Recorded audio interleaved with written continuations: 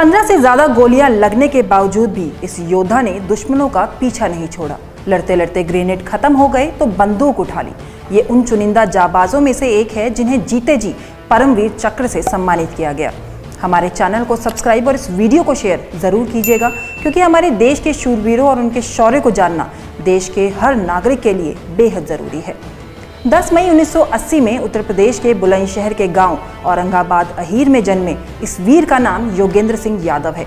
इनके पिता रामकरण यादव भी फौज में थे, जिन्होंने 1965 और 1971 के युद्ध में हिस्सा लिया था और अपने बच्चों को वीरता की कहानियां सुनाई थी। 27 दिसंबर 1997 को मात्र 17 साल की उम्र में ही योगेंद्र फौज में भर्ती हो गए। आर्मी ज्वाइन किए हुए योगेंद्र को कुछ ही साल हुए थे कि सीमा पर कारगिल का युद्ध छिड़ गया।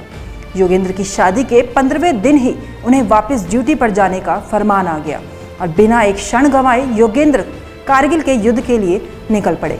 22 जून 1999 में उन्हें तोलोलिंग पहाड़ी पर भेजा गया। 22 दिनों तक यहां जंग जारी रही और भारतीय सेना को फतेह हासिल हुई। इसके बाद 12 जुलाई को इन्हें टाइगर हिल्स पर जाने का ऑर्डर मिला। युद्ध अपनी चरम सीमा पर था। खून जमा देने वाली ठंड थी, लेकिन मातृभूमि को घुसपैठियों से आज़ाद कराने के मकसद से वे करीबन 90 डिग्री की सीधी चढ़ाई पर रात में ही चढ़ना शुरू हो गए। ऊंचाई पर होने के कारण पाकिस्तानी घुसपैठियों को फायदा हो रहा था। 90 डिग्री की चढ़ाई चढ़ना एक जोखिम भरा काम था, मगर सिर्फ यही एक रास्ता था जहां से पाकिस्तानियों को चकमा दिया जा सकता था। उनकी आंखों के सामने उनके कई साथी शहीद हो गए। उनका एक हाथ टूट गया, लेकिन वे डटे रहे। उन्होंने हार नहीं मानी। ग्रेनेड खत्म हुए तो उन्होंने बंदूक उठा ली और कई पाकिस्तानी घुसपैठियों को मार गिराया।